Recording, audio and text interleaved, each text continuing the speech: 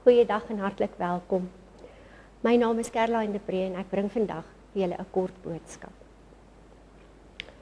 Kan ons Jesus se eindtyd waarhede verkondig sonder om die 3 engele se boodskappe in te sluit? In Openbaring 1 vers 1 lees ons die openbaring van Jesus Christus, wat God hom gegee het om aan sy diensknegte te toon, wat gou moet gebeur, en wat hy deur die sending van sy engel aan sy diensknegt Johannes te kenne gegee het. Die boek van Openbaring is gebou op 'n belofte. Salig is hy wat die woorde van die profesie lees, en die wat dit hoor en bewaar, wat daarin geskrywe is, want die tyd is naby. Openbaring 1 vers 3. Die boodskappe van hierdie heilige boek is nie bedoel om weggesteek of geïgnoreer te word nie. Dit moet oor die hele wêreld versprei word. Hierdie oproep word weer aan die einde van die boek herhaal. Kyk, ek kom gou. Salig is hy wat die woorde van die profesie van hierdie boek bewaar. Verwysing is Openbaring 22 vers 7. Leraars wat getrou is aan die woord van God sal nie nalat om oor die profesie van Johannes se apokalips te preek nie. Want dit sluit die spesiale boodskappe van Openbaring 14 vanaf vers 6 tot 13 in. Let daarop dat die eerste Engelse boodskap die ewige evangelie verkondig.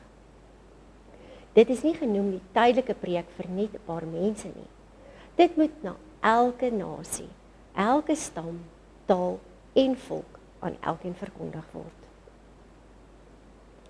Die boodskap van die tweede engel verklaar, Babylon het geval, en waarsku mense om uit Babylon uit te kom. Tensy ons verstaan dat Babylon 'n valse godsdienststelsel is, kan ons nie daaruit wegkom nie. Dit is 'n boodskap van voorbereiding vir die spoedige koms van Christus. Die derde engelse boodskap waarsku teen die aanbidding van die dier en sy beeld.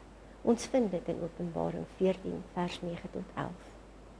Dit is 'n ernstige waarskuwing dat daar binnekort 'n tyd sal kom wanneer 'n valse godsdienstige mag almal sal probeer dwing om God se 4de gebod te verbreek. Hierdie 3 engele se boodskappe word saamgevat deur God se mense te identifiseer. Volgens vers 12: Hier kom die leidsaamheid van die heiliges te pas. Hier is hulle wat die gebooie van God en die geloof in Jesus bewaar.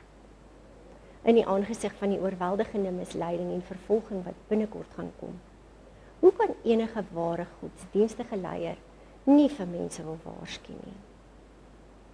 Kom ons sluit ons oë. Koning Jesus, dankie dat U hierdie eindtyd waarskuwing gestuur het om U mense voor te berei vir die spoedige wederkoms. Mag ons elkeen gereed wees om U te ontmoet op daardie kosbare dag. In Jesus se kosbare naam. Amen.